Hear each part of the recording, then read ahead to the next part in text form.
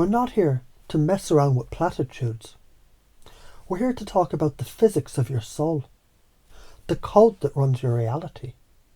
And it all starts with a single, violent, beautiful act. Telling the fucking truth. You know how you already do this. It's that moment you're in a conversation and you smile and nod, but inside, a little voice screams, bullshit. That's it. That's the seed. It's when you look at your bank account and finally admit, this isn't working. It's when you feel that dull ache in your chest on a Sunday night and whisper, I'm not happy. That's the kid in you, the one who hasn't been lobotomized by politeness, pointing at the emperor and saying he's naked. You've been doing it in whispers your whole life.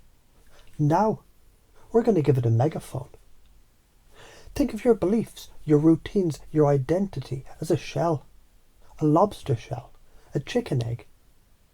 It's a perfect, snug little structure that protects you. And it was necessary for a time.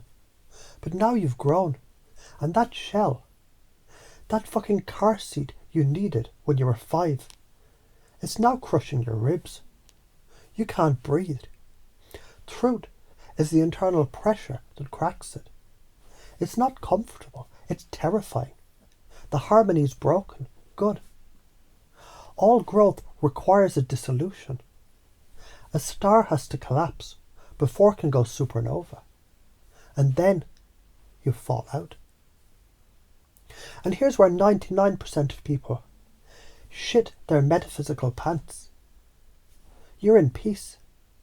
And it feels like fucking nothing. No structure, no identity. No, I'm the VP of sales. No, I'm so-and-so's husband. No, I'm the responsible one. It's a room with no walls, and your brain, that beautiful primitive prediction machine, goes into full-scale meltdown. It hates this. It's screaming uncertainty, threat, abort. So it tries to trick you. It sells you nostalgia for your own prison. Hey, remember that job that made you want to claw your eyes out? At least you knew what to expect. Remember that relationship that drained you like a vampire? At least you weren't alone. This is the critical moment. This is the fork in the road. You have a choice. You can listen to fear, and in your panic, grab the first life raft that floats by. Another shitty job, another codependent fling, another ready-made identity from the shelf. And you know what happens? You just climbed back into a smaller, tighter, shittier shell. You swam back to a sinking ship because you were afraid of the ocean, and the cycle begins again. A lower level harmony, a quieter, more desperate hell. Let's get sciencey for a second, because this isn't magic, it's physics. Look at the universe. What colour is it? Black, right? A void. But is it empty? Fuck no. The Hubble Deep Field showed us what looks like empty blackness. It's actually flooded with billions of galaxies, each with billions of stars. It's flooded with light. We see black because the light has nothing to reflect off yet. Your void is the same. It's not empty. It's pure, unmanifested potential. It's the primordial quantum soup before the Big Bang. It's the blank canvas before the first brushstroke. It's the silence between the musical notes that make the music possible. This peace you feel, this emptiness, that's the universe waiting for you to decide what to build next. It's light waiting for a structure to shine upon. Your brain's fear is a fossil. It's wired for a world where uncertainty, meant a saber-toothed tiger, might be in the bushes. It hasn't caught up to the fact that the greatest danger to your modern soul is certainty. Certainty's a lie. Certainty is a cage. So how do you do this in new ways? You think this only applies to quitting your job? Fuck no. It's in every moment. In an argument, instead of fighting to be right, you suddenly go quiet and admit, you know what, I'm scared. That's why I'm yelling. Shell shattered, void entered. In your creativity, you stare at the blank page, the empty document, the silent studio. Instead of running to check emails, you sit in the fucking discomfort. You let the void be. And then, from the silence, a real idea emerges. Not a forced one, a real one. In your body, you stop forcing a workout because you should, and you actually listen. You feel the quiet peace of your body at rest. And from that authentic place, you might find it actually wants to move, to stretch, to run. Not because you told it to, but because it emerged from the void. So why are you afraid to do it? You're afraid of the interpretation. If I leave, people will think I'm a quitter. If I tell the truth, they'll think I'm an asshole.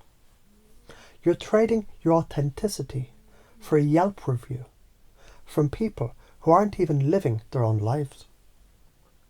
You're letting the ghost of other people's opinions dictate the architecture of your soul. That's insanity. The karma's simple, cause and effect, no bullshit. If you refuse to shatter the shell, you slowly suffocate. Your life becomes a museum of outdated identities. You get bitter, resentful, and sick. Your body will start to scream what your mouth won't say. If you run from the void, you condemn yourself to a life of reruns. The same shit, different days, forever. A flat line on a heart monitor. If you let the shell break, and you have the balls to float into the peace, to trust the void, what emerges is you, the real one. Not the one your parents programmed, or your boss demands, or society expects. The one that's unique. A fucking cosmic event. Your life stops being a reaction and starts being a creation. You build structures, careers, relationships, a life that's authentic, resilient, and alive. You become a supernova, lighting up the darkness for others who are still afraid to break their own shells. When you feel the tension of a truth that wants to be spoken, you'll speak it, not as an attack, but as a declaration of your own growth. When you find yourself in the peace of the void, you won't panic, you'll breathe. You'll observe the fear without becoming it. You'll thank your brain for its concern, and then you'll tell it to stand down. You'll know in your bones the void is not a grave. It's a gestation chamber. It's the most creative space in the entire universe. And from this day forward, you'll stop swimming back to sinking ships. You'll learn to float in the infinite ocean, trusting you're the light. And you'll build a new shore, piece by piece, from a place of profound, unshakable peace. The cycle's now complete. Shatter, float, emerge. It's the rhythm of the cosmos, and now it's the rhythm of you.